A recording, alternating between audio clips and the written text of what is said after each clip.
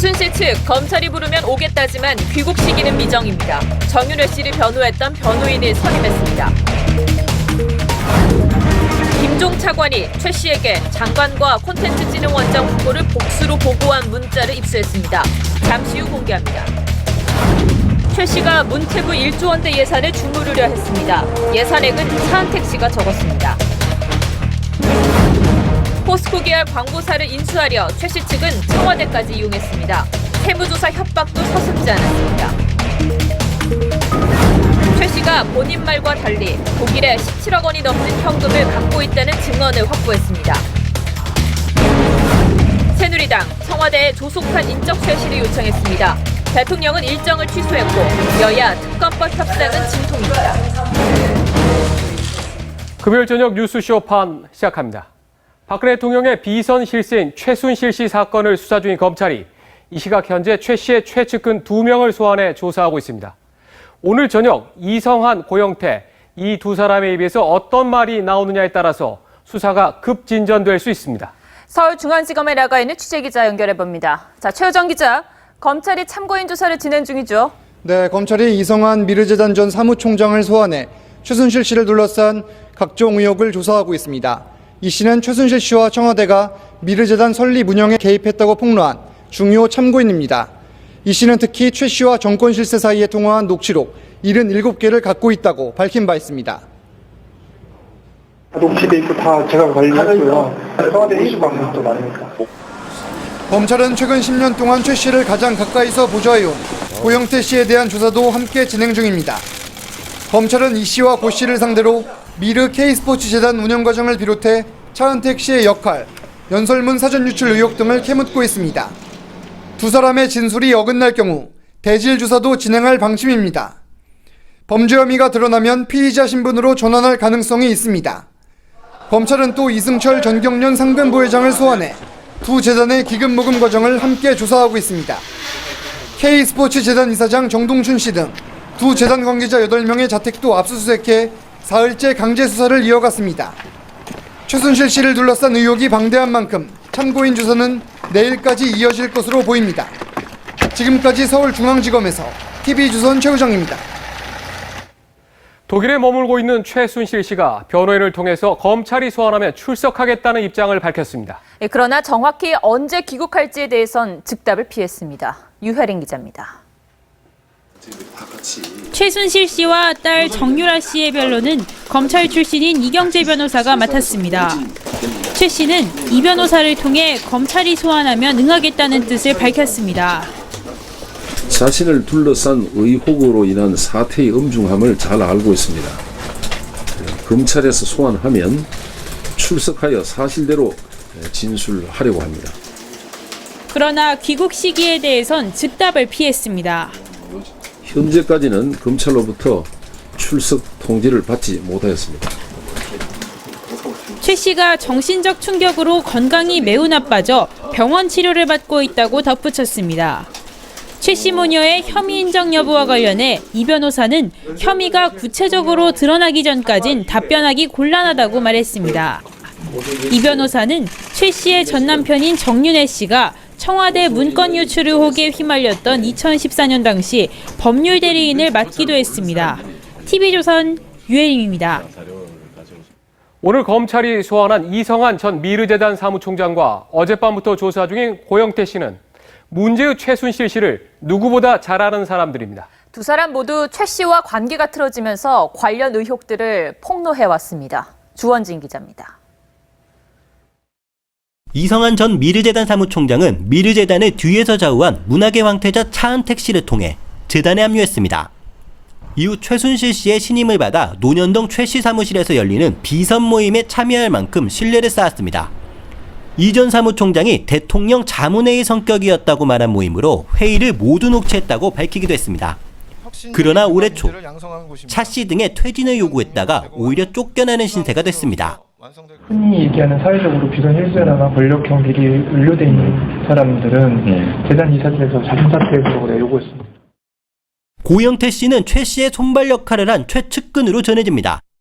유흥업소에서 일한 적이 있고 20살 위인 최 씨와 반말을 주고받을 정도였다고 주변 사람들은 전했습니다.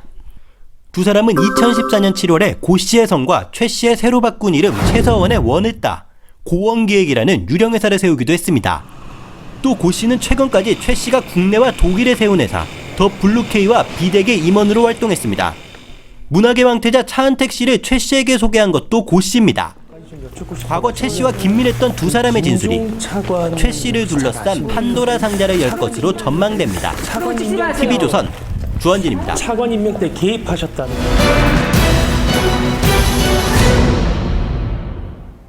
네, 지금 들어온 속보를 먼저 하나 알려드리도록 하겠습니다. 이원종 청와대 비서실장이 지난 26일 박근혜 대통령에게 사표를 낸 사실이 확인됐습니다. 이원종 실장이 26일 사표를 냈는데 박근혜 대통령은 아직 수리 여부를 밝히지 않고 있습니다. 다시 한번 전해드리면 이원종 청와대 비서실장이 26일 사표를 냈고 박근혜 대통령이 이를 어떻게 처리할지는 아직 알려지지 않고 있습니다. 관련 속보가 들어오는 대로 다시 전해드리도록 하겠습니다. 다음 뉴스입니다. 2년 전이죠. 정성근 당시 아리랑TV 사장이 갑자기 문체부 장관에 내정됐다가 낙마한 바 있습니다. 당시 문화 분야 경력이 거의 없는 정 사장이 어떻게 내정이 됐나 이게 미스터리였는데 이번에도 여기에 최순실 씨가 등장합니다. 조덕형 기자입니다. 박근혜 정부의 2기 내각이 발표되기 나흘 전인 2014년 6월 9일 최순실 씨 측근에게 문자 한 통이 도착합니다. 오전 11시 50분 도착한 문자에는 장이란 단어 밑에 2명의 교수와 정성근 당시 아리랑TV 사장이, 콘이란 단어 밑엔 2명의 김모 씨가 있었습니다. 장은 문체부 장관을, 콘은 콘텐츠진흥원장을 말합니다. 문자를 발신한 휴대전화 번호를 확인하니 김종 문체부 제2차관의 명함상 휴대전화 번호와 같았습니다. 김종 2차관이 최순실 씨에게 장관과 소속 기관장 후보를 각각 3배수, 2배수로 올린 겁니다. 모두 김종 2차관과 같은 한양대나 한양대 대학원 출신입니다. 김종 2차관이 자신의 인맥을 문체부 장관에 안치려 한 겁니다.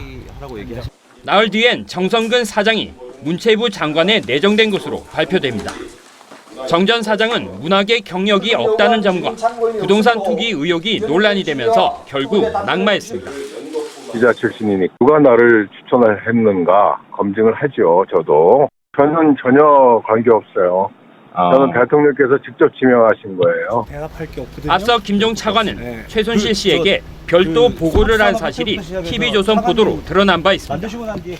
문체부의 강요 인선과 인사, 예산 등이 모두 최순실의 손아귀에 있었습니다. TV조선 조혁현입니다. 최순실 차은택 씨가 문화체육 전반에 걸쳐 영향력을 발휘하면서 한류를 책임지는 재외문화원장 자리도 광고계 인사들로 채워졌습니다. 이 자리를 경력 개방형직으로 바꿔서 그 자리에 자신들과 인맥이 있는 광고기획사 출신들을 앉혔습니다. 박경준 기자입니다. 지난 2015년 7월 재외문화원장 중 뉴욕과 파리 문화원장 두 곳이 경력 개방형직이 됩니다. 하지만 뉴욕문화원의 경우 이미 6월 30일 서류 지원을 마감하고 면접을 준비하던 상태. 전형 중에 직제 규정이 바뀐 겁니다. 석 달 뒤인 9월 뉴욕문화원장으로 제1기획 상무 출신 오승재 원장이 선발됐습니다. 앞서 이 자리엔 차은택 씨와 친분이 두터운 광고업계 인사 이동수 현 KT 전무를 앉히려다 자질 논란으로 실패했습니다. 오 원장은 차은택 전 문화창조융합본부장의 대부인 송성각 콘진 원장과 함께 제1기획에서 근무했습니다. 4개월 뒤엔 죽을 한국문화원장에 광고회사 이노션의 대표이사 출신인 박재범 씨가 선발됩니다. 박 원장은 누구인지 밝히지는 않았지만 광고업계 지인의 권유를 받았다고 인정합니다. 이런 게 공모가 있었는지 뭐 그런 것도 전혀 모르고 있었고요. 어떤 지인께서 저랑 비슷한 경력을 가진 후보자를 찾는다고 이력서를 한번 내보라 그래서 이력서 냈고 결국 경력 개방형직으로 바뀐 뉴욕과 파리 문화원장 자리가 모두 광고계 출신으로 채워진 겁니다. 인사혁신처 출신 관계자는 사실상 문체부 장관이 거부권까지 있어 장관이 한 거나 다름없다고 말했습니다. 당시 문체부 장관은 차 씨의 스승인 김종덕 장관이었습니다. 최순실 씨를 등에 업은 차은택 카르텔이 문체부의 독버섯이었다는 지적이 나옵니다. TV조선 박경준입니다. 최순실 씨가 박근혜 정부의 국정과제인 문화융성 사업의 틀을 만들었다고 어제 TV조선이 단독 보도해드렸는데요. 최 씨가 예산액을 써놓을 당시는 1,800억 원이지만 다음 정부 계획까지 보면 1조 원이 넘어갑니다. 최 씨가 아무런 세부 계획 없이 짠 예산이 실제 1조 원대가 넘는 큰 사업으로 집행될 뻔했습니다. 한누리 기자입니다. 한 달 전 공사를 시작한 잠실 올림픽공원 체조 경기장입니다. 옛 표지판을 철거하고 K-팝 공연장으로 바꾸기 위한 리모델링 공사에 들어갔습니다. 문화체육관광부는 외국인 관광객 유치를 목표로 내걸었습니다. 몇백억 공간이죠. 뼈대만 놔두고 나머지는 다 걷어내는 거고. 그래서 적용까지 지금 딱 컸어요. 다름 아닌 최순실 씨의 융복합 상설 공연장 아이디어에서 나온 사업입니다. 최 씨는 세부 계획도 없이 300억 원을 써놓고 정부가 시행해야 한다고 썼습니다. 실제로 K-팝 공연장 공사에 체육기금을 끌어서 245억 원을 이미 썼고 내년에는 237억 원이 책정돼 있습니다. 홍릉 KDI 자리에 짓는 글로벌 창조문화 지식과학단지도 최 씨의 융복합 아카데미 계획이 출발점이었습니다. 모두 최 씨가 400억 원이 필요하다며 제안한 문화창조센터 사업인데 실제 문화창조 융합벨트 구축 사업으로 이어졌습니다. 문화창조 융합벨트 구축 예산은 이미 올해까지 1,500억 원이 잡혀 거의 집행됐습니다. 2019년까지 책정된 예산까지 합치면 7,700억 원이 넘습니다. 박근혜 대통령은 나흘 전 시정연설에서 이 사업을 강조했습니다. 문화창조융합벨트는 우리 산업에 문화의 옷을 입혀 새로운 융복합 콘텐츠와 양질의 일자리를 창출하고 있습니다. 이 밖에도 해외 문화원 설립에는 1,090억 원이 투입됐습니다. 지난해 국가 브랜드 연구 개발에는 20억 원을 쓰고 한국관광 해외 광고는 288억 원을 썼습니다. 이들이 작성한 다른 문화체육 분야 사업까지 감안하면 전문성도 없는 최 씨의 주먹구구 계획에 1조 원 넘는 혈세가 투입될 뻔한 겁니다. TV조선 한누리입니다. 박근혜 정부에서 문화체육부 예산은 최순실 씨와 차은택 씨 손에 달려 있었다고 해도 과언이 아닙니다. 최 씨의 개인 사무실에 있던 사람 몇 명이 그저 멋대로 예산액을 써놓으면 이게 진짜 정부 예산에 반영됐습니다. 정말 국가 예산이 이렇게 운영돼도 되나 하는 그런 분노가 생깁니다. 박성재 기자의 단독 보도입니다. 최순실 팀은 지난 2014년 예산 편성이라는 제목으로 보고서를 만들었습니다. 문화 분야와 스포츠 분야 중점 사업을 짠 뒤 총 사업비도 명시했습니다. 사업 시행 주체는 전부 정부로 정했습니다. 하지만 세부 계획은 없습니다. 막연하게 사업 목적과 추진 계획만 쓰고 왜 수십억에서 수백억 원대의 돈이 필요한지에 대한 내역은 하나도 없습니다. 예산액은 멋대로 불러준 대로 적어 넣었습니다. 당시 최순실 씨 팀에서 이 서류를 만드는 데 참여했던 최 씨 측근은 차 씨 등이 이 정도 들 것이라고 주먹구구로 숫자를 불러주면 그게 예산액이 됐다고 말했습니다. 이 측근은 이렇게 만들어진 서류는 최 씨를 통해 어딘가로 전달됐고 정부 예산에 반영됐다고 덧붙였습니다. 이 작업엔 최 씨의 측근 고영태 씨도 참여한 것으로 알려졌습니다. 그리고 차 씨가 예산액 숫자를 넣어 프레젠테이션 자료를 만들어 오면 최 씨가 이를 검토해서 완성했다는 게 이 측근의 설명입니다. 어림잡아 사업 내용과 사업 비용이 정해지고 정부는 이에 맞춰 시행한 셈입니다. 소꿉장난하듯 비전문가들이 만든 대한민국 문화 스포츠 사업에 혈세가 뭉텅이로 새나갔습니다. TV조선 박성재입니다.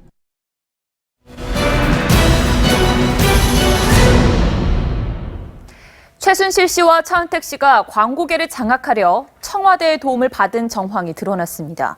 이 최 씨 사무실에서 나온 문건엔 이른바 최순실 팀이 인수하려 했던 대기업의 계열사, 이 매각 계획과 필요 요건이 상세히 적혀 있습니다. 박상현 기자가 단독 보도합니다. 최순실 씨가 운영한 사무실에서 TV조선이 입수한 문서입니다. 2014년 4월 30일 청와대가 논의사항을 전달한 문서라고 전해집니다. 문서엔 포스코 계열 광고회사를 인수하기 위한 방법들이 순서대로 적혀 있습니다. 광고회사를 매각하려는 포스코 내부 분위기부터 예상 금액과 시기, 향후 방안까지 담겨 있습니다. 광고회사 인수 이후엔 포스코에서 연 광고비를 300억씩 최대 5년간 받아내야 한다는 필요 조건도 달아났습니다. 문서 하단엔 포스코 다른 계열사의 대표이사와 합병 관련 정보들도 담겨 있습니다. 청와대에서 만들어진 다른 문건의 글씨체와 비슷합니다. 최순실 씨와 차은택 씨가 광고계 거점을 만들기 위해 청와대를 통해 관련 정보를 얻은 것 아니냐는 의혹이 나옵니다. 당시는 차 씨가 문화융성위원으로 위촉되기 4달 전입니다. 차 씨 측은 그러나 앞당겨진 매각 시기와 우선 협상자였던 C사의 거부로 포스코 계열 광고회사를 결국 사들이지 못합니다. 하지만 차 씨는 인수 무산 이후인 2015년 10월에 광고기획사 플레이그라운드를 세워 대기업과 정부 광고를 싹쓸이하기 시작합니다. TV조선 박상현입니다. 보신 것처럼 목표로 했던 광고회사를 인수하는 데는 결국 실패했지만 그 과정에서 차관급 인사를 이용한 협박도 서슴지 않았습니다. 막말과 또 세무조사를 운운하며 협박했다는 증언이 나옵니다. 이정현 기자입니다. 차은택 씨 인맥은 지난해 3월부터 한 중소 광고업체를 괴롭히기 시작했습니다. 지분을 넘기라는 겁니다. 바로 연매출 500억인 포스코 계열 광고회사 포레카를 인수한 업체가 대상이었습니다. 압박엔 현 정부의 차관급인 송성각 콘텐츠진흥원장이 동원됐다는 녹취록이 공개됐습니다.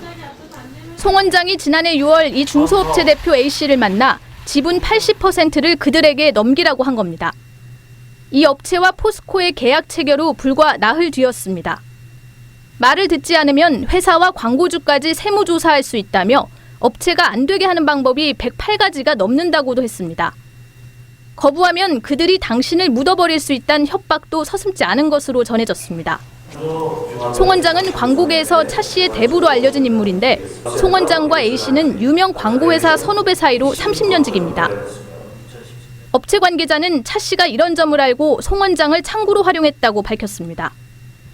송 원장은 또 A씨에게 무슨 재단이 있는데 광고를 제대로 할 수 있는 회사로 키우는 게 목적이라고 말해 포레카 지분 강제 매입 시도가 미르와 K스포츠재단과 관련이 있음을 시사했습니다. TV조선 이정현입니다. 이 송성각 원장뿐 아니라 포스코 계열 광고회사를 뺏으려고 중소업체를 겁박했던 사람들은 모두 최순실 그리고 차은택 씨를 중심으로 연결이 돼 있습니다. 이들의 관계를 황민지 기자가 보도합니다. 양성하는 곳입니다. 차은택 인맥이 중소업체 A사를 누르고 인수를 목표로 했던 포스코 계열 광고회사 포레카의 당시 대표는 김모 씨입니다. 김 씨는 포스코 출신이 오던 관례를 깨고 2014년 3월 포레카 대표가 됐는데 김종 문체부 2차관과 같은 한양대 후배 차은택 씨와 밀접한 제일기획 출신입니다. 전직 포레카 직원은 김 씨는 포레카가 A사에 매각되는 것을 굉장히 반대했다며 대표로 오자마자 구조조정부터 얘기했다고 밝혔습니다. 포레카를 인수한 A업체를 찾아가 지분을 넘기라고 했던 인물들도 모두 차은택 인맥입니다. A업체 대표를 만난 송성각 한국콘텐츠진흥원장은 차은택 씨의 광고계 대부로 통합니다. 송 씨와 함께 A씨를 압박했던 김홍탁 씨는 차은택 씨와 매우 가까운 사이입니다. 김홍탁 씨의 회사 플레이그라운드에는 차 씨 회사에서 차 씨와 함께 책상을 쓰는 김성현 씨가 이사로 있었습니다. 김성현 씨는 차 씨의 지시로 미르재단 사무부총장 역할도 했습니다. 녹취록엔 이들의 협박이 안 통하자 마지막으로 안종범 청와대 정책조정수석이 나서 A업체의 금융위 광고 계약을 막았다고 나와 있습니다.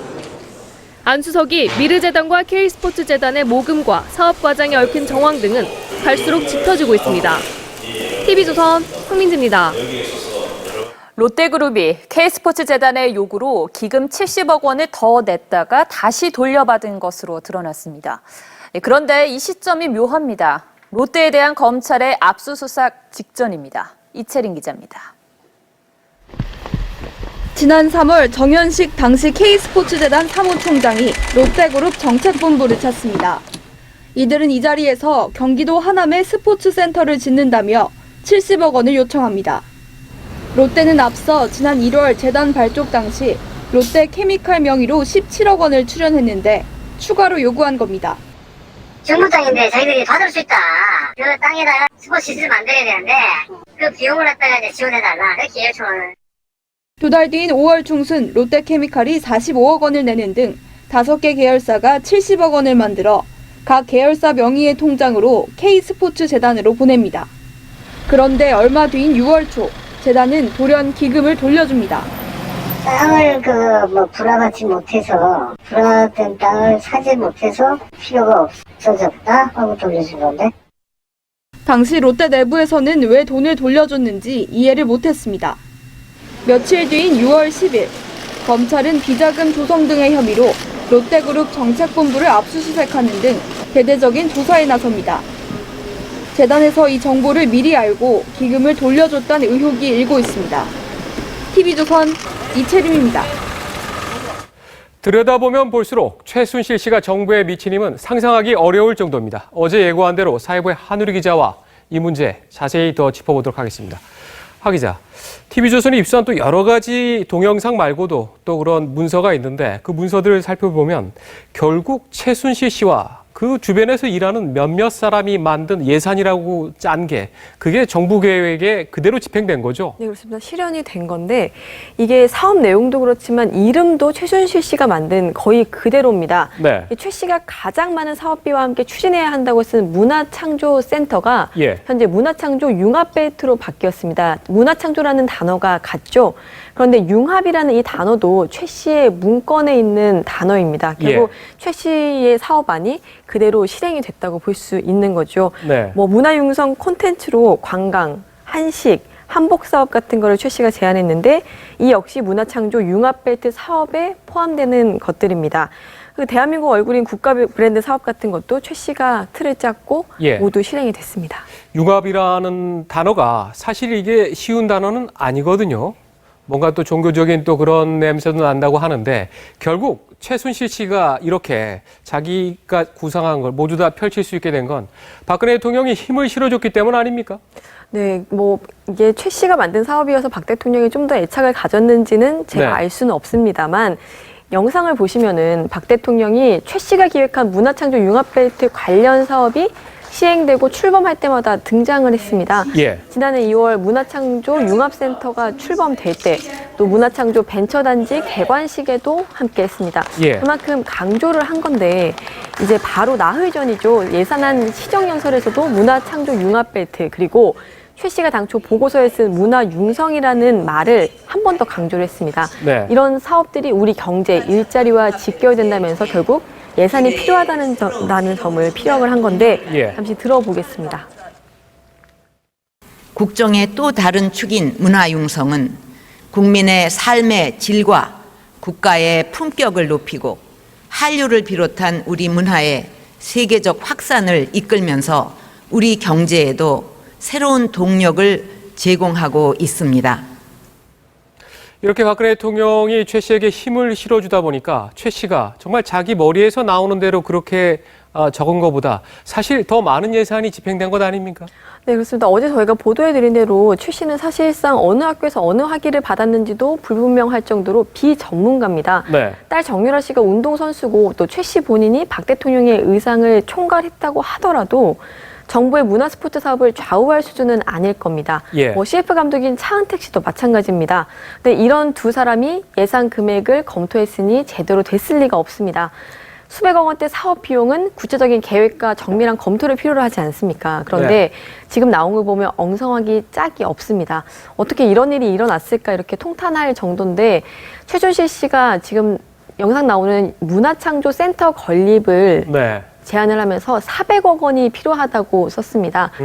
근데 이게 실제 사업이 되면서 2019년까지 770억 원이라는 거액의 예산이 들어가는 사업 계획이 됐습니다.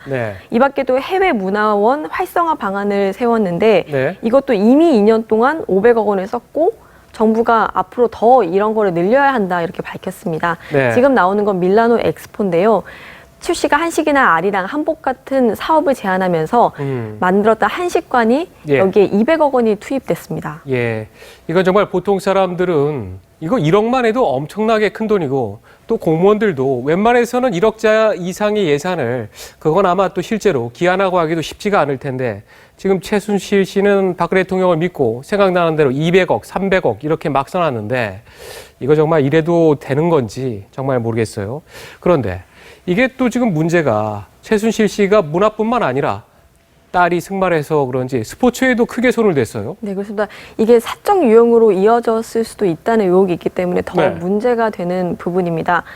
그 딸 정유라 씨가 말씀하신 대로 그 승마 선수이기 때문에 예. 인지 모르겠지만 차세대 스포츠 인재 양성을 해야 된다는 사업안을 제시를 했습니다. 차세대 스포츠 인재 양성. 네, 그렇습니다. 말은 좋군요. 네, 네. 이걸 쓸 때가 또 정 씨가 고3 예. 때였어요. 그래서 좀 더 의혹이 짙은데 생활체육이나 인재양성 부분이 또 문제의 K스포츠 중심 사업이기도 합니다. 네. 그래서 문체부가 만약 해당 사업을 벌이면은 이 비용을 K스포츠가 집행을 해서 최후에는 정유라 씨가 어떤 모종의 이득을 얻는 구조가 아니었는지 이런 예. 거를 검찰이 살펴봐야 될 것 같습니다. 이렇게 계획이 주먹구구고 또 특정인을 또 위한 건데 그런데도 정부가 이 사업을 또 그대로 진행을 했단 말이에요. 그래서 전 정말 궁금한 게 자, 장관은 뭐 했고 차관은 뭐 했고 국장, 담당 이런 과장들은 뭐 했는지 이건 정말 우리가 의문을 갖지 않을 수가 없어요. 네, 맞습니다.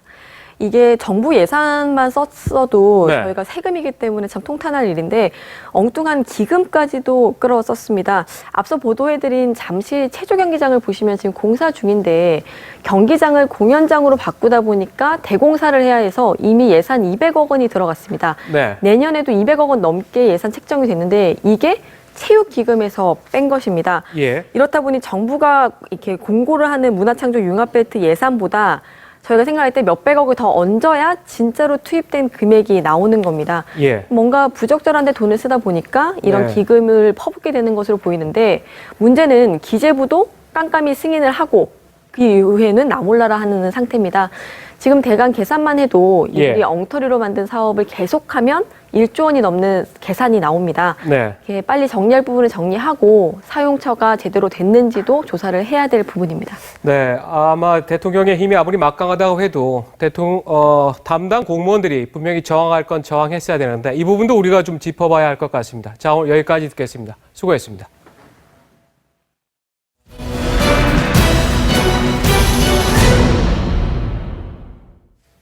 새누리당의 이정현 대표가 오늘 청와대에서 박근혜 대통령을 만났습니다. 이 대표는 소위 독대를 통해서 당에서 요구한 조속한 인적 쇄신을 건의했다고 합니다. 그런데 비박계는 청와대 전면 쇄신과 함께 이정현 대표를 포함한 당 지도부 사퇴를 요구하고 있습니다. 정수영 기자입니다. 이정현 대표는 오늘 청와대에서 90분간 박근혜 대통령을 만났습니다. 최고위원 회의에서 제안한 인적 쇄신 요구에 대해서 가급적 좀 빨리 추진을 되도록 해주셨으면 좋겠다. 이 대표는 각계의 여론을 가감없이 전달했다면서 최순실 씨의 조속한 귀국과 적극적인 수사도 건의했다고 말했습니다. 당내에선 대표 퇴진 목소리까지 나오자 긴급하게 움직인 겁니다. 정진석 원내대표도 청와대 인적 쇄신을 강하게 요구했습니다. 대통령에게 요구한 인적 쇄신이 없을 경우 당 지도부가 전원 사퇴하겠다고 했습니다. 정병국, 나경원 등 비박계 의원들은 청와대와 지도부를 동시에 비판했습니다. 당이 지금 그 역할을 좀 하는 거냐. 너무 이 사건을 인식하는데 그 일반 국민하고 너무 괴리가 돼 있다. 남경필 경기지사는 이정현 대표가 리더십을 상실했다며 사퇴를 요구했습니다. 비박계는 주말까지 청와대 움직임을 지켜본 뒤 청와대 비서실 일괄 사퇴와 당 비대위 체제 전환을 요구한다는 계획입니다. TV조선 정수양입니다. 이원종 청와대 비서실장이 지난 26일 사표를 냈다는 소식을 저희가 속보로 알려드렸는데요. 그런데 대체적으로 청와대는 여전히 침묵하는 그런 모드입니다. 청와대 참모진은 이번 주말에야 전체 회의를 열고 인적 쇄신을 논의한다고 합니다. 정치는 타이밍이라고 했는데 청와대가 아직 사태의 심각성을 깨닫지 못하는 것 같습니다. 홍혜영 기자입니다. 박근혜 대통령은 예정돼 있던 통일준비위원회 민간위원 오찬 간담회를 연기했습니다. 청와대 고위 관계자는 박 대통령이 국민의 불안을 해소하고 흔들림 없는 국정 운영을 하기 위해 다각적인 방향에서 심사숙고하고 있다고 전했습니다. 비서실장과 수석비서관들은 주말 동안 회의를 열고 본격적으로 후속 조치 마련을 논의합니다. 참모진은 중립적인 거국 내각 구성 등 수습 방안을 박 대통령에게 보고했습니다. 그런 다양한 의견이 있는 사실은 다양한 방법으로 이미 대통령님께 많은 보고를 드리고 있습니다. 청와대 내부적으로는 사태 수습이 우선이지 거국 내각을 논의할 단계는 아니라는 판단인 것으로 알려졌습니다. 청와대 참모진 사퇴 등 인적 쇄신의 폭은 빨라야 다음 주쯤 윤곽이 나올 것으로 보입니다. 최순실 의혹에 연루된 안종범 수석과 우병우 수석, 정호성 비서관 등의 교체 여부도 아직 가닥이 잡히지 않았습니다. 언론의 모습을 드러낸 조인근 전 연설기록 비서관은 최순실 씨를 모르고 연설문이 수정된 적도 없다고 말했습니다. 최순실 씨와 아는 사이입니까? 전혀 모르고요. 이번에 언론 보도를 통해서 알게 됐습니다. 주말 대규모 도심 집회가 예정된 가운데 청와대가 시간을 끌다 사태 수습의 타이밍을 놓칠 수 있다는 우려도 나옵니다. TV조선 홍혜영입니다. 한때 콘크리트로 불렸던 박근혜 대통령의 지지율이 17%로 내려앉았습니다. 특히 박 대통령의 사과 이후 실시한 이틀간의 조사에서는 14%를 기록해 많은 국민들이 대통령의 사과에 크게 실망했음을 보여줬습니다. 김경화 기자입니다. 17%. 박근혜 대통령 국정 지지도가 다시 역대 최저치를 갈아치웠습니다. 일주일 만에 긍정평가는 8%포인트 대폭 하락했고 부정평가는 10%포인트 수직 상승했습니다. 지난 25일 대통령 대국민 사과는 성남 민심에 기름을 부었습니다. 26, 27일 이틀간 이뤄진 조사에서는 긍정평가는 다시 14%로 떨어졌고 부정평가는 78%로 올라섰습니다. 박 대통령의 핵심 지지층인 60대 이상 연령대에서 긍정평가는 28%로 지난주에 절반 수준으로 뚝 떨어졌습니다. 텃밭 대구 경북 지역의 부정평가도 70%를 넘어서 콘크리트 지지층에 균열을 보였습니다. 핵심 지지층에서의 민심 위반도 뚜렷하게 나타나는 것으로 보아 현재의 상황은 대통령의 국정 수행의 긍부정 평가 차원을 넘어서 정권의 정상적인 국정 운영에 대한 회의감을 응답자의 77%는 최순실 씨의 국정 개입 의혹이 사실일 거라고 봤습니다. 최 씨 의혹에 대한 신뢰도 역시 대통령 사과 이후 80%로 오히려 높아졌습니다. 저도 한 표 찍은 사람이지만 끝까지 조사 철저히 하고 너무 실망스럽고 정말 탄핵을 한다 그러면 전 거기에 한 표 찍을 거예요. 역대 대통령의 임기 말 최저 지지율은 외환위기 이후 김영삼 전 대통령의 6%였고 그 다음은 노무현 전 대통령의 12%입니다. TV조선 김경화입니다. 최순실 국기문란 사태의 진상규명을 촉구하는 집회가 이번 주말 서울에서 열립니다. 안철수 전 국민의당 대표는 박근혜 대통령이 강제 수습당할 수 있다며 강경 발언을 했고 정의당은 대통령 하야를 주장하고 있습니다. 최지원 기자입니다. 사태를 빨리 수습하지 않으면 강제로 수습될 것임을 다시 한번 경고합니다. 국민의당 안철수 전 대표는 최순실 의혹에 국민이 모욕감을 느끼고 분노한다며 박근혜 대통령에게 사태를 수습하라고 요구했습니다. 정의당은 대통령 하야를 요구하는 거리투쟁에 들어갔습니다. 우리 국민이 절반이 넘는 국민들이 대통령은 하야해야 한다. 탄핵해야 한다. 이렇게 말하고 있습니다. 더불어민주당은 하야 시위에는 참여하지 않기로 결정했습니다. 국가의 혼란이 극대화돼서 경제 위기로 치닫지 않게 만들기 위한 일, 여기에 더불어민주당이 안정감을 갖고 잘 대처해야 되겠다. 내일부터 이틀 동안 서울 도심에선 모이자, 분노하자, 내려와라 박근혜를 구호로 대규모 집회가 열립니다. 민중총궐기 투쟁본부는 2천여 명이 모이는 촛불 집회를 경찰에 신고했습니다. 대학가에서도 박근혜 정권 퇴진을 요구하는 시국선언이 사흘째 이어지고 있습니다. TV조선 최지원입니다. 최순실 씨는 인터뷰에서 36만 유로를 독일에 가져갔고 이 돈으로 집을 샀다고 했습니다. 하지만 취재 결과 이보다 훨씬 많은 현금을 동원할 수 있었던 것으로 드러났습니다. 이 현금 출처에 의문이 생깁니다. 독일 현지에서 김태훈 기자가 단독 보도합니다. 독일 프랑크푸르트 시내에서 5km 정도 떨어진 마을입니다. 주거 지역으로 조용하면서도 한국 기업들과 거리가 가까워 한인들이 많이 사는 곳으로 유명합니다. 최순실 씨는 지난해 여름 이곳에서 집과 호텔을 여러 둘러봤습니다. 한 10개, 11개 있는 그런 것을 모르시더라고요. 그 여름은 몰라요.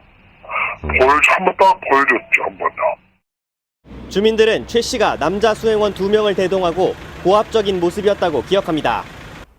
특히 최 씨는 이 3층짜리 호텔을 매우 마음에 들어 했습니다. 보시다시피 이렇게 정원이 매우 넓어서 말이나 개를 키우기에 적합했기 때문입니다. 최 씨는 별다른 흥정도 하지 않고 그 자리에서 현금 135만 유로, 우리나라 돈 17억 5천만 원가량을 줄 수 있다고 말했습니다. 돈은 원하는 대로 준다고 그랬어요. 자기는 아무 상관없다고. 최 씨가 한국에서 대출을 받아 마련했다는 36만 유로의 최소 4배에 이르는 현금이 독일에 있었던 셈입니다. 최 씨는 마지막에 마음을 바꿔 이 호텔을 구입하지 않았는데 주변에 한인들이 많은 점을 꺼려했기 때문이라고 알려졌습니다. 최 씨는 몇 달 뒤 한인이 거의 없는 슈미텐에 위치한 호텔을 55만 유로에 구입했습니다. 독일 프랑크푸르트에서 TV조선 김태훈입니다.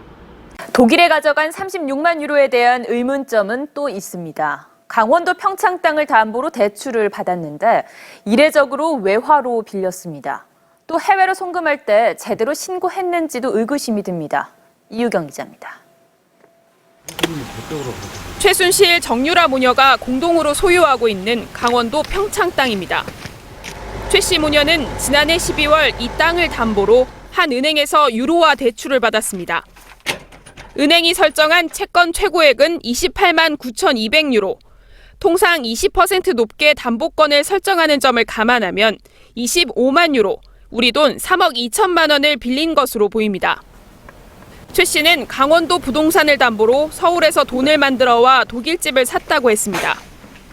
하지만 대출 과정에서 의문이 제기됩니다.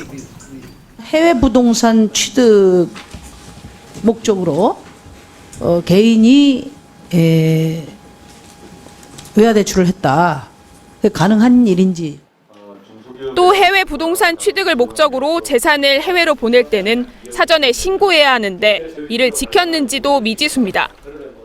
송금 기록을 남기지 않기 위한 편법으로 취급된 것으로 보여지고 이 취급 과정을 잘 아는 전문가가 아니면 전문가의 조력 없이는 이런 불가능한 일이라고 보여집니다. 소비자 보호단체인 금융소비자원은 최 씨 모녀가 비정상적으로 송금 거래를 했을 가능성이 있다고 보고 외국환 거래법 등 위반 혐의로 검찰에 고발하기로 했습니다. TV조선 이유경입니다. 최순실 씨 사건이 최 씨의 친인척으로 확대될 조짐을 보이고 있습니다. 최 씨의 조카가 체육법인을 설립해서 정부 예산 7억 원을 지원받은 사실도 확인됐습니다. 한송원 기자입니다. 지난해 6월 설립된 동계스포츠 영재센터. 스키 국가대표 출신 허승욱 씨가 대표이사를 맡고 빙상 국가대표였던 이규혁 씨 등이 이사로 등재돼 있습니다. 이 단체는 설립 후 1년 동안 문화체육관광부로부터 정부 예산 6억 7천만 원을 지원받았습니다. 지원 과정상에 문제가 있지는 않았었어요. 그런데 최순실 씨의 언니 최순득 씨의 딸 장시호 씨가 이 단체 사무총장이었던 것으로 알려지면서 특혜 의혹이 불거졌습니다. 특히 센터가 첫 사업으로 올해 초 벌인 스키 빙상 캠프는 총 비용이 3억 원으로 흔치 않은 규모라는 평가가 나왔습니다. 또한 체육계에서는 기존 설상 빙상협회가 있는데 정부가 새 단체를 지원한 것도 이례적이라는 반응입니다. 승마 선수 출신인 장 씨는 운동을 그만둔 뒤 연예계 일을 하면서 문학의 황태자로 불린 차은택 씨와 친분을 쌓은 것으로 알려졌습니다. 이 때문에 장 씨가 차은택과 최순실 씨 사이 연결고리 역할을 했다는 분석도 나옵니다. 일각에서는 장 씨가 또 다른 핵심 비선 실세라는 의혹도 제기됐습니다. 장시호 씨는 최순실 씨의 아바타라고 보면 됩니다. 독일에 있는 최순실 씨를 대신해서 증거인멸과 입맞추는 일을 하고 있을 것으로 보여집니다. 장 씨의 어머니인 최순득 씨는 박근혜 대통령의 고교 동창으로 전해졌습니다. TV조선 한송원입니다. 최순실 씨는 땅값이 비싸기로 유명한 서울 강남에 최순실 타운을 만들었다. 이런 말이 나올 정도로 수백억 원대 자산가입니다. 그런데 최 씨의 친인척들도 이에 버금가는 재산을 소유한 것으로 드러났습니다. 이재중 기자입니다. 서울 강남의 중심 삼성동에 위치한 S빌딩입니다. 지하 3층, 지상 7층 규모의 이 빌딩은 대지 면적이 951제곱미터로 주변 땅값이 평당 1억 2천만 원에 달해 시세는 약 350억 원으로 추산됩니다. 이 건물 주인은 최순실의 언니 최순득 씨로 알려져 있는데 명의는 남편 장모 씨로 돼 있습니다. 강남 청담 명품거리가 시작되는 청담 사거리 9층 건물. 가치가 1,000억 원으로 추산되는 이 건물은 최 씨의 여동생 최순천 씨와 남편 서모 씨가 공동 보유한 것으로 전해졌습니다.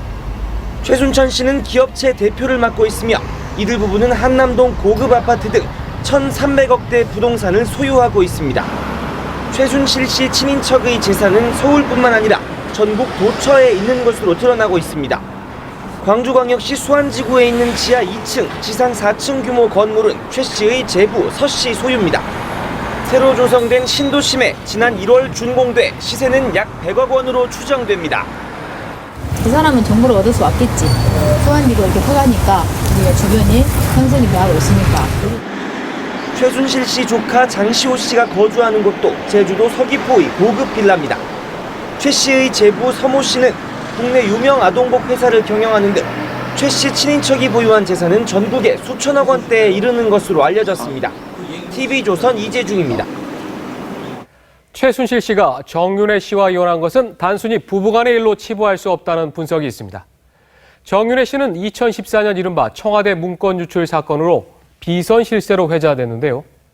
이 사건이 박근혜 대통령에게 부담이 되자 최 씨가 곧바로 이혼을 결정했다는 증언이 나왔습니다. 윤동빈 기자가 단독 보도합니다. 최순실 씨의 남편 정윤회 씨는 2014년 청와대 문고리 권력 3인방을 정기적으로 만나며 국정에 개입했다는 의혹으로 비선 실세로 지목됐습니다. 이런 엄청난 불장난을 누가 했는지 또 그 불장난을 춤춘 사람들이 누군지 다 밝혀지리라고 생각합니다. 하지만 최순실 씨 앞에선 구박을 당하는 처지였다고 최 씨의 지인이 전했습니다. 우리는 유연 엄마라고 불렀었거든요. 그 언니가 성질이 보통이 아니에요. 링겔 받고 있다 했더니 아니 뭐 하는 게 있다고 링겔을 받냐고 막 소리를 막 버럭버럭. 최 씨 부부는 영양보충 수액 주사를 함께 맞곤 했는데 그때도 쉼없이 구박했다는 겁니다. 최 씨의 언니 최순득 씨도 정윤회 씨를 막대했다는 증언도 했습니다. 최 씨는 그러나 이른바 정윤회 문건 사건으로 박근혜 대통령에게 부담이 되자 곧바로 이혼을 결정했습니다. 그때 정윤회 그 문건 사건이 있을 때까지만 해도 같이 살고 있었어요. 사이는 안 좋았지만 그 후로 그 사람이 뭐 실선이다 뭐하다 그러니까 이혼 딱 해버렸잖아요. 정윤회 씨의 아버지 역시 며느리 최순실 씨의 미움을 산 탓에 정윤회 씨가 대통령과 멀어졌다고 말했습니다. 좀 좋게 얘기를 안 해서 그렇게 그 대통령이 조금 자기를 조금 멀리 이렇게 하는 것 같이 그렇게 생각을 해가지고 한동안 조금 그 스트레스 많이 받았나 봐요.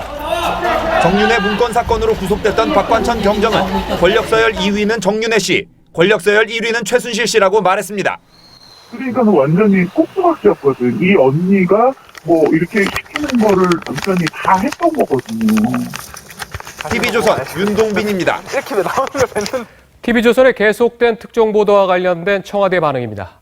청와대는 최순실 씨가 지불한 박근혜 대통령의 옷값이 박 대통령의 사적인 돈이었다고 해명했습니다. 연간 2억 원 정도로 추상되는 의상비를 대통령 개인 돈으로 냈다는 건데요. 하지만 박 대통령 재산은 오히려 매년 3억 원가량 늘어났습니다. 신정훈 기자입니다. 최순실 씨가 일명 샘플실에서 자신의 지갑에서 현찰을 꺼내 박 대통령 옷값을 지불하는 모습입니다. 청와대는 이 돈이 박 대통령의 개인 돈이었다고 밝혔습니다. 부속실 실무자 확인을 통해 대통령님께서 사비로 정산하신 것으로 알고 있습니다. 이렇게 답변이 왔습니다. 하지만 구체적 송금이나 출금 기록은 제시하지 않았습니다. 샘플실 관리자에 따르면 박 대통령 의상 구입에는 인건비와 원단비, 제작비 등을 모두 합쳐 연간 2억 원 정도가 들어갔습니다.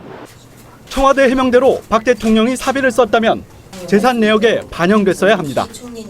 하지만 최근 3년간 박 대통령의 재산은 매년 3억 원가량 꾸준히 늘었습니다. 청와대 해명과 달리 예상 항목에 잡히지 않는 대통령 특수활동비로 최 씨에게 옷값을 정산해온 것 아니냐는 관측이 나옵니다. 대통령 특수활동비는 영수증 첨부가 필요 없고 사용 내역도 공개되지 않습니다. 샘플실을 총괄한 최 씨 측근은 박 대통령의 옷 등의 구입을 위해 배정된 품행비가 연간 20억 원에 달했다고 전했습니다. TV조선은 대통령 특수활동비 내역에 대한 정보 공개를 청구했지만 받아들여지지 않았습니다. TV조선 신정훈입니다. 박근혜 대통령의 옷을 만든 의상실에서 벌어진 일들을 TV조선이 지난 4일간 단독 보도했습니다. 이 동영상을 보고 대통령의 옷을 만드는 공간이 참 허름하다고 느낀 분들이 많았습니다. 이곳의 또 다른 모습을 윤수영 기자가 보도합니다. 새벽 1시 20분쯤 재단사가 박근혜 대통령의 의상을 손봅니다. 새벽 3시가 넘자 분위기가 달라집니다. 지친 재단사는 신문을 깔고 치킨과 맥주를 올려놓습니다. 이윽고 직원들이 합류해 술을 마십니다. 담배도 피고 치킨 먹던 손으로는 대통령 의상도 매만집니다. 새벽 5시 10분쯤 윤전추 청와대 행정관이 깨끗해진 테이블에서 박 대통령 의상을 모두 가져갑니다. 샘플실은 낮과 밤이 달랐습니다. 밤엔 재단사 친구들도 종종 몰려오는 친근한 이웃가게입니다. 구석에서 담배를 피고 배달 음식도 시켜 먹습니다. 주변에 걸린 박근혜 대통령의 의상엔 신경 쓰지 않습니다. 윤전추 행정관과 이영선 행정관이 오면 엄숙한 공간이 됩니다. 최 씨와 청와대 행정관들은 그들이 없는 사이에 무슨 일이 있었는지는 전혀 모릅니다. 해외 순방 때 대통령의 의복은 한 나라의 얼굴을 대표하기도 합니다. 이런 대통령의 의복을 최 씨가 소홀하게 다룬 것 아니냐는 이야기도 나옵니다. TV조선 윤수영입니다. 이석수 전 특별감찰관은 우병우 민정수석과 관련된 감찰 내용을 누설한 혐의로 고발됐는데요. 오늘 이 전 감찰관이 검찰 소환에 응해 조사를 받았습니다. 하지만 각종 의혹에 휩싸인 우 수석 가족은 검찰 소환에 응하지 않고 있습니다. 장용욱 기자입니다. 이석수 전 대통령 직속 특별감찰관이 검찰청의 모습을 드러냅니다. 이 전 특감은 담담하게 수사에 협조하겠다고 밝혔습니다. 저 검찰에서 잘 조사를 받도록 하겠습니다. 이 전 특감은 조선일보 기자에게 우병우 민정수석 관련 감찰 정보를 누설한 혐의를 받고 있습니다. 검찰 관계자는 감찰 누설 혐의를 주로 조사하겠지만 필요하다면 이 전 특감이 재직 시절 수행했던 미르, K스포츠 관련 내사 부분도 확인할 수 있다고 전했습니다. 이렇게 우병우 수석을 감찰했던 이 전 특감은 검찰 조사에 응했지만 정작 횡령 배임 의혹과 특혜 보직 의혹을 받는 우 수석의 아내와 아들은 검찰 소환에 불응하고 있습니다. 검찰 관계자는 우 수석 아들은 소환에 불응하고 있고 부인은 소환 통보에 반응하지 않는 상황이라고 전했습니다. 또 검찰은 특별수사팀이 생긴 지 2달이 지났지만 우 수석 수사는 아직 계획조차 없는 것으로 알려졌습니다. 우 수석이 자리에서 물러나기 전까진 제대로 된 수사는 불가능하다는 목소리가 더 커지고 있습니다. TV조선 장용욱입니다. 박근혜 대통령의 비선 실세, 최순실 씨 사건으로 우리 사회 전체가 가라앉고 있습니다. 현재와 같은 국정 공백과 국가위기 상황을 헤쳐나가려면 청와대 비서진 개편은 물론이고 특단의 대책을 세워야 한다는 목소리가 커지고 있습니다. 정치, 경제, 사회, 문화계의 원로들을 만나 그 해법을 들어봤습니다. 지금의 청와대나 지금의 내각으로서는 수습할 수가 없습니다. 수습도 안 될 뿐만 아니라 이 성남 민심을 추스릴 수도 없고 완전히 세판짜기를 해야 됩니다. 이건 뭐 정파적인, 정권적인 또는 박 대통령이 아니의 문제가 아니고 지금 국가의 명운이 총각을 다투는 사태다. 국민 앞에 진상이 밝혀지도록 하는 일이 나는 먼저라고 보고 국민 누구나가 그래도 어느 정도 믿고 신뢰할 수 있는 그런 사람들로서 국가 경영을 하는 이 요직에 이렇게 앉히고 그렇게 해서 새롭게 나가는 방법밖에 없어요. 대통령에 대한 탄핵이 들어가야 할 상황이지만은 그렇게 될 경우 국가가 기초부터 흔들려 버리기 때문에 그런 것을 최소한 공약은 이루어져야 한다. 나는 그렇게 봐요. 우리나라에서 정치가 경제를 망친다. 이런 비판을 해도 과언이 아닐 정도로 정치가 경제 발전에 제 기능을 못하고 있습니다. 나라가 최고 권력이 공백 상태가 되는 위기인데요. 이런 때 경제 정책의 중심이 흔들리면 큰일입니다. 저도 이 말하는 순간 자꾸 격해지려고 하고 눈물이 나오려고 그래요. 솔직히 잘못을 또 털어놓고 그런 어른들의 국정에 특히 경험을 했던 역대 총리라든가 이런 분들 계시잖아요, 아직. 내가 볼 때는 최순실만 문화융성에 혜택받고 실직을 발현해가지고 덜 얻었지 국민이 문화융성 된 게 하나도 없어. 입법부, 행정부, 사법부, 국민 합쳐서 해결해야 우리나라가 살아요. 정치부의 강상구 차장과 함께 최순실 씨 관련된 내용을 정치권을 주변으로 좀 더 세밀하게 분석해 보도록 하겠습니다. 강 차장, 먼저 뉴스를 진행하는 와중에 속보가 나와서 좀 전해드렸는데 이원종 청와대 비서실장이 26일 사표를 냈다고요? 예, 김재원 청와대 정무수석이 국회에서 예결위 답변 중에 지금 국회 예결위 진행 중이죠. 소개한 소식인데 26일이면은 저 대통령의 사과문 발표 바로 다음 날입니다. 그래서 사표를 냈는데 수리하지는 않았다. 그러니까 청와대 참모진은 언제라도 그만둘 자세가 돼 있다. 원래 이런 대통령이 사과까지 하는 정도의 사태가 생기면 보좌를 잘못한 책임을 스스로 이제 지겠다는 의미로 보통 사표를 내는 게 일반화돼 있죠. 그리고 이제 대통령이 거기에 대해서 재신임의 의미로 돌려주면 이제 반려하고 그걸로 이제 터는 것이고 수리하면 이제 인적 교체가 이루어지는 것이고 이런 절차인데 일단 이 소식을 전한 자체는 청와대는 일단 자리에 연연할 뜻이 없다라는 의지를 강조하는 이런 사인으로 보면 될 것 같습니다. 박근혜 대통령의 조치는 안 나왔습니까? 박근혜 대통령은 뭐라도 하고 있다는 사인은 청와대에서 열심히 보내고 있습니다. 오늘도 심사숙고하고 있다라는 청와대 고위 관계자의 그 브리핑이 있기도 했었죠. 근데 제가 취재한 바에 따르면 적어도 어제까지는 박 대통령의 향후 수습 방안에 청와대의 인적 개편은 들어가 있는데 지금 얘기하는 무슨 거국 내각이라든가 무슨 내각 총 사퇴 이런 방안은 안 들어가 있는 걸로 알고 있습니다. 특히나 청와대 개편 중에서도 사실은 핵심은 우병우 수석 거취 아니겠습니까? 그 부분도 결론을 못 냈습니다. 오늘 이정현 대표가 박근혜 대통령을 90분 동안 독대를 했죠.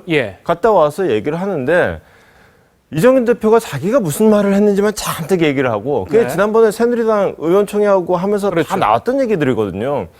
박 대통령이 무슨 얘기를 했는지 우리는 알고 싶은데 아니 뭐 90분 동안 고개만 끄덕거렸냐 걸었겠냐 무슨 얘기든 했다라고 얘기하면서 무슨 얘기를 했는지는 또 얘기를 안 해요. 그만큼 이제 대통령은 자신이 아직은 좀 결단을 못하고 있는 이런 모습인 것 같습니다. 오늘 이정현 대표가 소위 독대라는 거를 하는 그 장면도 왜 보통 당대표가 청와대 가면은 뭐 입장하는 모습이라든가 차라도 한잔하는 모습의 영상으로 나오는데 오늘 그 영상도 없었죠. 사실은 그걸 공개하는 자체가 하나의 정치 행위죠. 그러니까 대통령이 고심하는 모습일 수도 있고. 근데 오늘 같은 경우에는 여당에서 대통령한테 뭔가를 계속 얘기하고 있다는 이런 신호를 국민들한테 보내는 그 자체가 하나의 그 나중에라도 사후 공개한 이유가 아닌가라고 좀 저는 개인적으로 좀 생각이 들었습니다. 자, 이원종 청와대 비서실장은 사표를 냈다는 얘기도 그래도 나오는데 우병우, 다음에 안종범 수석은 전혀 그런 얘기가 안 나오고 오히려 우리가 전해드린 대로 오히려 사표 내는 걸 반대했다는 거죠. 그렇습니다. 그러면서 지금 청와대는 계속 시간을 보내고 있거든요. 그러는 와중에 지금 촛불 집회가 다가왔습니다. 이제 그 민심이 분노를 넘어서 행동으로 표출될 조짐을 보이고 있거든요. 예. 이제는 청와대 개편 정도로는 해결이 안 되는 상황이 됐어요. 이게 며칠 예. 전만 하더라도 우병우 수석 예컨대 사과를 발표할 때 네. 우병우 수석 거취 정리하고 문고리 3인방 일단 책임자 처벌하고 그 다음에 좀 더 고민해 보겠습니다 했으면은 예. 또 얘기가 달라졌겠지만 이제는 그때랑 완전히 상황이 달라졌거든요. 이제는 대통령이 고민을 넘어서 행동으로 네. 국민도 지금 분노를 넘어서 행동을 갖고 예. 있거든요. 대통령도 고민을 끝내고 행동을 보여줘야 될 상황입니다. 지금 더 이상 방관하면 국가의 리더십 자체가 흔들릴 위기입니다. 저도 앵커 멘트에서 정치는 타이밍이라고 그런 얘기를 했는데, 자, 사퇴를 하면 일단 후임에 누가 되냐, 일단 이쪽으로 또 관심이 가게 되고, 그리고 적절한 사람을 내세우면 아, 이 사람이 사퇴를 수습해 갈 수 있겠구나. 국민들에게 그런 생각이 좀 들게 하지 않겠습니까? 바로 그 점을 오히려 청와대 참모진들은 지금 사퇴를 못한다는 논리로 쓰고 있습니다. 그러니까 우리가 당장 물러나면 누가 하냐. 그리고 후임자를 찾고 가야 될 거 아니냐. 우리가 공석으로 놔둘 수는 없지 않느냐. 예. 그래서 우리가 후임자를 찾겠다고 하는데 국민들 보기에는 정말 동의하기 힘든 말이죠. 아니 예. 사태를 일으킨 사람들이 본인들이 후임자를 찾겠다니 이거는 이게 책임지는 자세가 맞느냐라고 네. 반문을 할 수밖에 없죠. 예. 오늘 저희가 다룬 또 충격적인 얘기를 한번 해보죠. 여러 가지, 이젠 뭐 최순실 씨가 10억, 20억이 아니라 뭐 1,800억 그리고 1조 원대 다음 정부 예산까지도 주무르려고 했다. 이런 얘기도 나오고.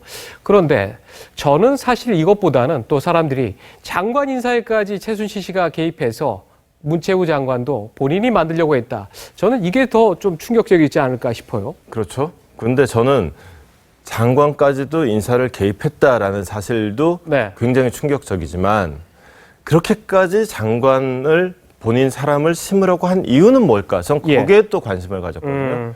그 단초가 네. 그 의도를 보여주는 장면이 안종범 청와대 정책조정수석이나 김종 문화체육부 차관이 최순실 씨가 실질적으로 소유한 더 블루케이가 예. 스위스에서 사업을 하는 미팅 자리에 참석을 했었다는 보도. 이 보도가 보여준다고 생각을 해요. 최순실 씨와 밀접한 관련을 가진 고위 공직자가 권력을 가진 사람이 예. 권력 기관이 민간 최순실 씨의 사업을 도와주는 형국이다. 이거는 거기다가 오늘 더욱더 충격적인 얘기가 있었죠.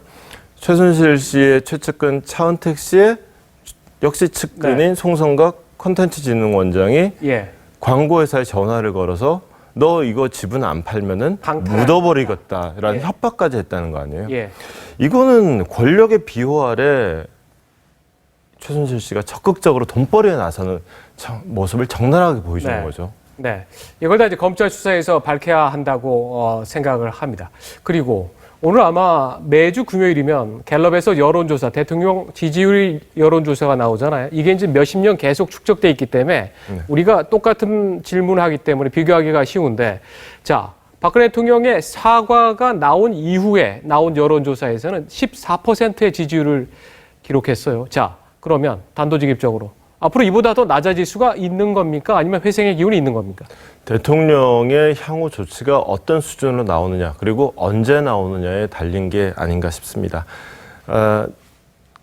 제가 김현철 씨, 네. 김영삼 전 대통령이 아들을 구속시킬 때 어떤 상황이 있었는지 그 당시에 공보수석이었던 윤여준 전 장관한테 한번 물어봤어요. 예. 그때 윤 장관이 그 김현철 아들 관련 대국민 담화 원고를 쓰면서 아들의 혐의가 드러나면은 응분의 책임을 묻겠다라고 초안을 써서 올렸대요. 응분의 책임이라 하면 예컨대 백담사를 간다거나 이렇게 법적 책임이 아닌 다른 방식의 책임을 포함하는 거죠. 근데 김영삼 대통령이 그걸 싹싹 지우고는 사법 처리로 고치더라는 거예요. 아하.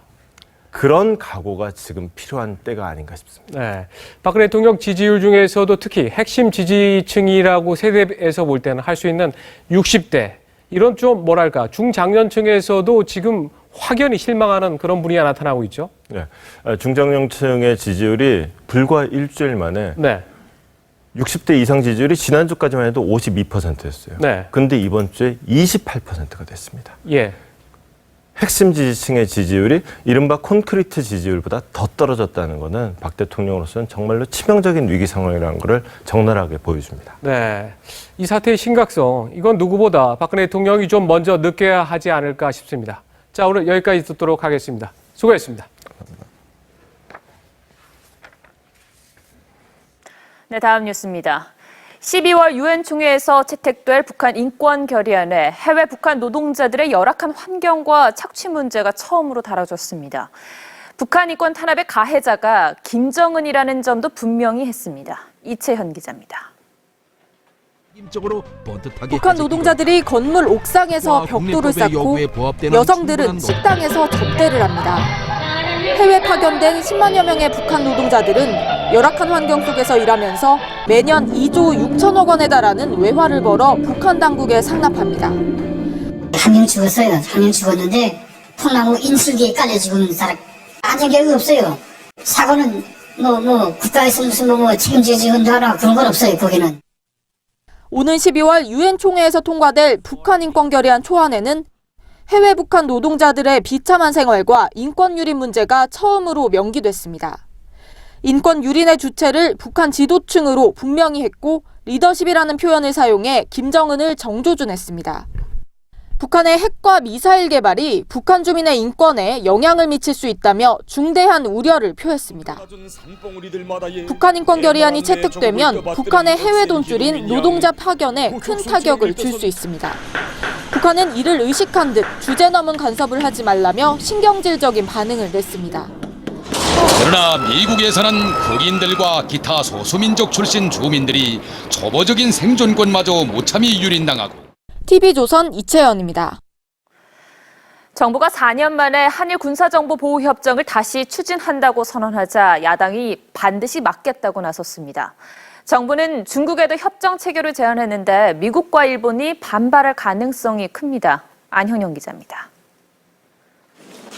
더불어민주당은 야권 공조를 통해서 정보보호협정의 체결을 저지하겠습니다. 위안부 졸속 합의로 국민적인 분노가 여전한데도 정부가 왜 임기 후반기에 이러한 일을 추진하는지 그 이유를. 야권의 반발은 국회 국방위에서 최순실 파문을 무마하려는 의도라는 음모론으로 이어졌습니다. 최순실 게이트에 대한 국민적 분노를 분산시키기 위한 국면 전환용으로 써먹으려고. 한민구 국방장관은 정치적 고려 없이 군사적 필요에 따라 한일 군사정보보호협정 추진을 결정했다고 말했습니다. 그러니까 4차 핵실험 이후에 이러한 문제의 재개 필요성을.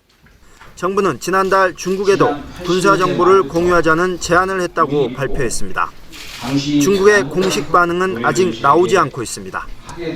미중 갈등이 커지고 있는 가운데 한중 정보보호협정이 가시권에 들면 미국과 일본이 반발할 가능성이 높습니다. 방한 중인 토니 블링컨 미 국무부 부장관은 만약 북한의 위협이 지속된다면 사드 이외에 추가적인 조치를 취할 수 있다고 경고했습니다. TV조선 안형영입니다. 시진핑 중국 국가주석이 1인 최고 지도자에 올랐습니다. 육중전후에서 시진핑 핵심 시대의 개막이 선포되고 언론들도 이 체제에 찬사를 보내고 있습니다. 불문율로 여겨지던 10년 집권도 넘어설 기세입니다. 이태영 기자입니다. 공산당원 수백 명의 박수를 받으며 시진핑 주석이 들어옵니다. 국가주석, 공산당 총석이, 당 중앙군사위 주석 등 이미 갖고 있던 당정군 최고 직위에 이어 핵심이라는 활용정점의 호칭까지 얻게 되는 순간입니다. 以习近平同志为核心的党中央身体力行率先垂范，坚定推进全面从严治党，坚持思想建党和制度治党紧密结合。 핵심이라는 용어는 덩샤오핑과 장쩌민 시절에 사용됐던 1인 최고 지도자를 의미합니다. 후진타오 시절에 사라졌던 핵심의 부활은 시진핑 1인 체제의 확립을 뜻합니다. 这是首次的正式的提出了以习近平为核心的党中央啊，就是确立了习近平在全党的这样一个领导地位。 중국 관영 환구시보는 시진핑 핵심 체제가 국민들의 마음과 입에 오르내렸다며 강력한 지지를 보냈고 인민일보는 당이 핵심을 필요로 한다며 이런 결의는 전체 당군 인민의 공통된 염원을 반영하고 당과 국가의 근본 이익에도 부합한다고 평가했습니다. 이제 시 주석은 내년 당대회에서 지도부를 친시진핑 인물로 재편한 후 실상파라와 10년 집권의 불문율을 깨고 장기 집권에 나설 것이라는 전망까지 나오고 있습니다. TV조선 이태영입니다. 자동차세 체납액은 서울에서만 370억 원이 넘습니다.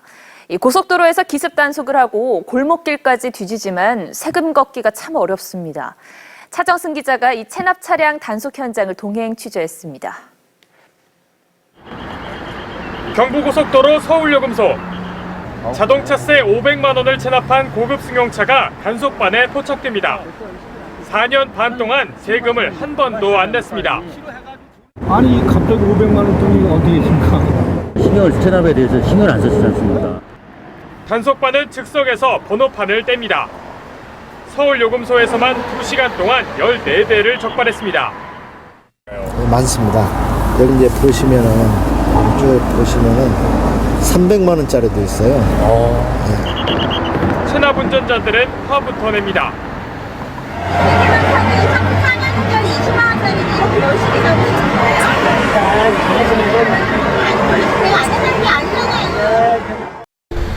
지방세 고액 체납자의 15%가 몰린 서울 강남의 주택가. 지자체 공무원들과 단속 현장에 나왔습니다. 이곳은 서울 방배동인데 시작 10분 만에 차 한 대를 적발했습니다. 과태료 82만 원을 내지 않은 차량입니다. 서울시 등록 차량 308만 대 가운데 자동차세 체납 차량은 24만 대, 체납액은 520억 원에 이릅니다. 이 가운데 올해 밀린 세금을 낸 차량은 11만 대, 149억 원뿐이고 남은 13만 대는 세금 371억 원을 내지 않고 도로를 달리고 있습니다. TV조선 차정승입니다.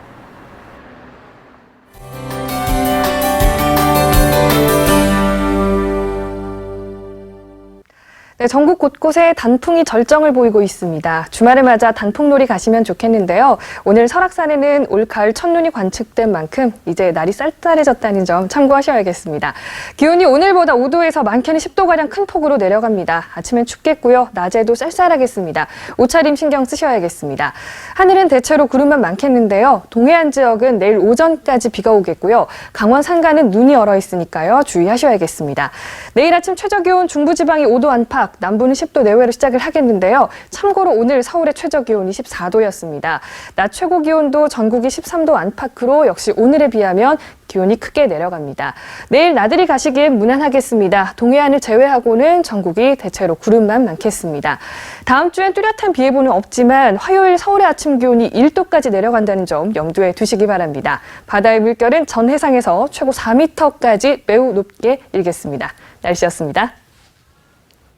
10월 28일 오늘 뉴스쇼 8을 마지막으로 저와 오현주 앵커는 이 자리를 떠납니다. 그동안 시청자 여러분들의 냉철한 지적과 따뜻한 관심 모두 감사했습니다. 며칠째 대통령 측근이 연루된 충격적인 뉴스를 계속 전해서 마음이 참 무겁습니다. 이런 때일수록 우리 마음을 하나로 모아서 슬기롭게 이 위기를 극복했으면 합니다. 매일 저녁 부담과 설렘을 갖고 앉았던 이 앵커석을 떠나서 저는 이제 취재 현장에서 뵙겠습니다. 고맙습니다.